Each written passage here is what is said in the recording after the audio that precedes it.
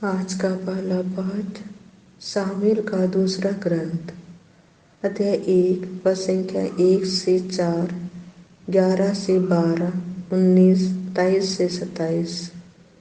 शाऊल की मृत्यु के बाद दाऊद ने अमालेकियों को हराकर सिकलाग में 2 दिन बिताए। तीसरे दिन शाऊल के शिविर से एक आदमी आया। उसके कपड़े फटे हुए थे और वह सिर पर मिट्टी डाले हुए था। उसने दाऊद के पास पहुंचने पर मुंह के बल गिर कर उसे दंडवत किया। दाऊद ने उससे कहा, कहाँ से आ रहे हो? उसने उत्तर दिया, मैं इस्राएलियों के शिविर से भाग निकला हूँ। दाऊद ने पूछा, क्या हुआ, मुझे बताओ। उसने कहा, सेना रणभूमि से भाग गई और बहुत से लोग मर गए। शाऊल और उसके पुत्र योनातान की भी मृत्यु हो गई है। दाऊद ने अपने कपड़े फाड़ डाले और उसके साथ के सब लोगों ने ऐसा ही किया। वे विलाप करने और रोने लगे, क्योंकि शाऊल, उसका पुत्र योनातान और ईश्वर की प्रजा इस्राएल का घराना, ये सब तलवार के घाट उतार दिए गए थे। और उन्होंने शाम तक उपवास किया। शाऊल और योनातान इस्राएल के गौरव पर्वत पर मारे गए। वीर योद्धा कैसे मारे गए?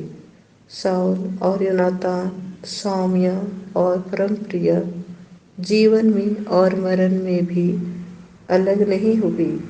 वे गरुड़ों से भी अधिक द्रुतगामी थे, सिंहों से भी अधिक शक्तिशाली।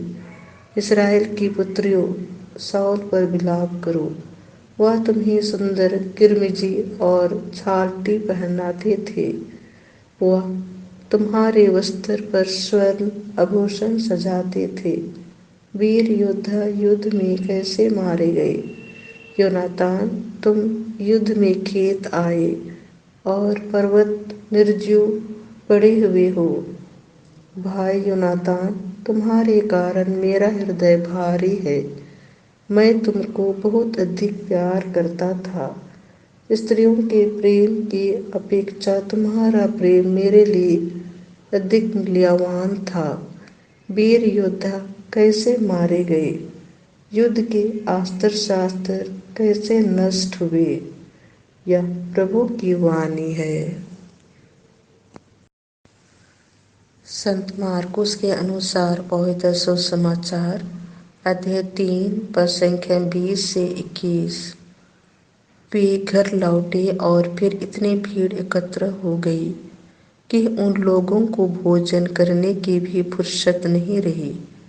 जब ईसा के संबंधियों ने यह सुना तो वे उनको बलपूर्वक ले जाने के लिए निकले, क्योंकि कहा जाता था कि उन्हें अपनी सुध बुध नहीं रह गई है। यह प्रभु का सुसमाचार है।